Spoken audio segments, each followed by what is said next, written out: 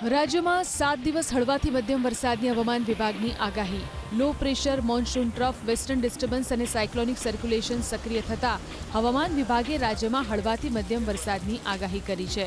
જો કે 11 ઓગસ્ટ એક દિવસ ઉત્તર ગુજરાતના અરવલ્લીની સાથે મધ્ય ગુજરાતના મહીસાગર, પંચમહાલ, દાહોદ અને છોટાઉદેપુર જિલ્લામાં ભારે વરસાદની શક્યતાને પગલે યલો એલર્ટ જાહેર કરાયું. રાજ્યમાં ચોમાસાની સિઝનનો અત્યાર સુધીમાં 19.64 ઇંચ વરસાદ ખાબકી ચૂક્યો છે, જે સામાન્ય કરતાં 9% વધુ છે. તો બીજી તરફ કચ્છ સૌરાષ્ટ્રમાં ચોમાસાની સિઝનનો અત્યાર સુધી 13%થી ઓછો વરસાદ વરસ્યો છે.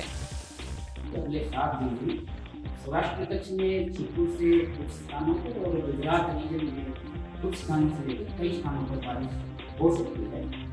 इसमें जो लो प्रेशर एरिया है उसके प्रभाव से हम दिवस 3 यानी कि 11 अगस्त को हैवी रेन भी एक्सपेक्ट कर रहे हैं आईसीएमआर करूँ, जिसमें कि जो हमारे डिस्ट्रिक्ट हैं पंचमहल, दाहोद, छोटाउदेपुर और अरावली, महिसागर, इन जो डिस्ट्रिक्ट हैं इनमें आइसोलेट कुछ स्थानों पर भारी वर्षा हो सकती है.